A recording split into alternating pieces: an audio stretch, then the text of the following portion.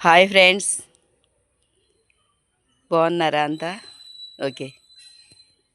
తల్లిదండ్రులు బిడ్డల్ని ఒక ఆయుధంగా తయారు చేయడానికి వాళ్ళు కనాలి, పెంచాలి, వాళ్ళ ముడ్లు కడగాలి, బూతులు కడగాలి, చదివించాలి, వాళ్ళ క్యారేజీలు కట్టాలి, వాళ్ళ బట్టలు ఉతకాలి, వాళ్ళని ఒక దారిని చెయ్యాలి అంటే అప్పులు చేయాలి, సబ్బులు చేయాలి, రకరకాలుగా కష్టపడాలి.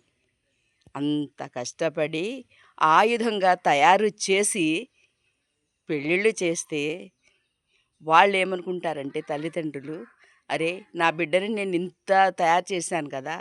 రేపు మేము మంచానున్నప్పుడు నా బిడ్డలు, నా కోడలు నన్ను ప్రేమతో చూసుకుంటారులే అని చెప్పి ఆలోచిస్తారనమాట. ఎందుకంటే వచ్చిన ఆడపిల్ల బాధపడకూడదు అని వీళ్ళని ఒక ఆయుధంగా తయారు చేసి వాళ్ళకి అప్పచెప్తారు.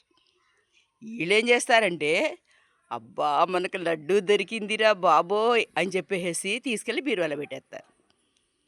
ఈ అత్తామామకి అనారోగ్యం వచ్చినప్పుడు వాళ్ళ ఆస్తులు కావాలి గానీ, వాళ్ళ అనారోగ్యంతో పని లేదు.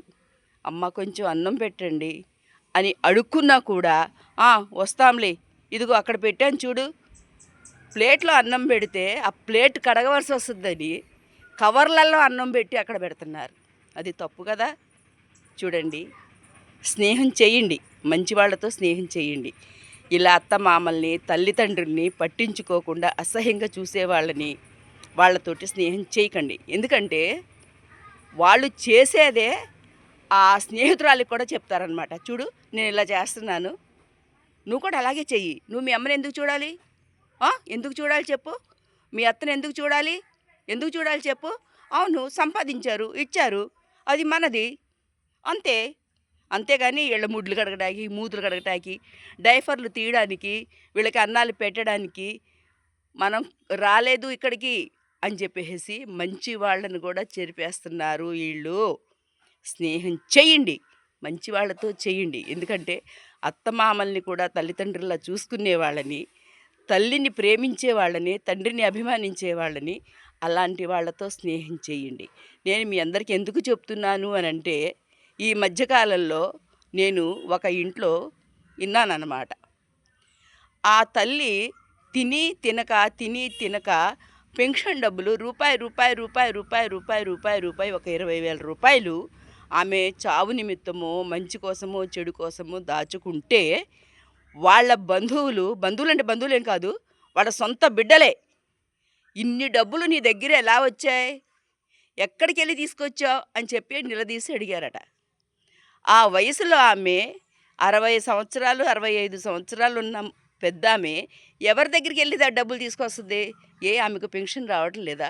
అందులో నెలకొక 500 రూపాయల చొప్పున తీసి పక్కన పెట్టుకోలేదా? అంత కామన్ సెన్స్ లేదా? ఈ ప్రపంచకం ఎటు పోతుందసలు? తల్లిని అనవలసిన మాటలేనా అవి? తల్లిని మీకిష్టం లేకపోతే తీసుకెళ్ళి అనాథాశ్రమాలలో పడేయండి. దిక్కులేని చావు అక్కడ చేస్తారు. అంతే తప్ప అసహ్యంగా ప్రవర్తించకండి. మీ ప్రవర్తన వల్ల ఎదుట వాళ్ళు నేర్చుకుంటున్నారు. మంచి వాళ్ళు కూడా చెడిపోతున్నారు. ఇది ఈ ఆగస్టు 15కి నేనిచ్చే చిన్న సందేశం. బావుంటే ఓకే, బాగోపోతే నాట్ ఓకే. మీరు మాత్రం మెసేజులు చెడుగా పెట్టినా, ఏ మెసేజ్ పెట్టినా తెలుగులో పెట్టండి. చెడుగా పెట్టినా కూడా.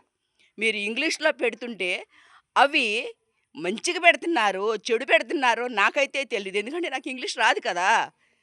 నేనేమనుకుంటున్నానంటే, అరే! నా పిల్లలు, నా ఫ్రెండ్సు నాకు మంచే పెడతారు, చెడెందుకు పెడతారనే ఉద్దేశంతోటి అందరికి లైకులు కొట్టుకుంటూ వెళ్తున్నాను. ఆ! నాకు తెలీదు కదా!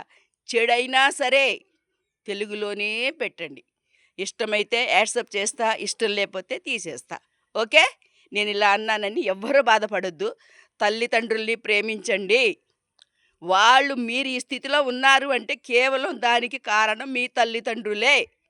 మీరీరోజు సంపాదిస్తున్నానన్నా, హాయిగా కార్లలో తిరుగుతున్నామన్నా, మీ భార్య బిడ్డలతో హ్యాపీగా ఉంటున్నారన్నా, ఏసీ రూముల్లో పడుకుంటున్నామన్నా, దానికి కారణం తల్లిదండ్రులే. భర్త తల్లిదండ్రులైనా ఒకటే, భార్య తల్లిదండ్రులైనా ఒక్కటే. భార్యని కన్నది ఆ తల్లిదండ్రులే, భర్తని కన్నది ఆ తల్లిదండ్రులే. ఎవరైనా తల్లి, తండ్రులే. మీరు కంటున్నారు కదా పిల్లల్ని. రేపు మీ పిల్లలు కూడా ఇదే పరిస్థితి చేస్తే మీ పరిస్థితి ఏంటి? ఎప్పుడు యవ్వనం ఉండదు, ఎప్పుడు వయసు ఉండదు. ఒకవేళ ఎప్పుడు ఇలాగే ఉంటామని మీరు అనుకుంటున్నారేమో. చాలా తప్పు. చాలా తప్పు. గమనించుకోండి. చిన్న చిన్న పిల్లల్ని రేప్ చేస్తున్నారు. ఏంటిది? ఏంటిది?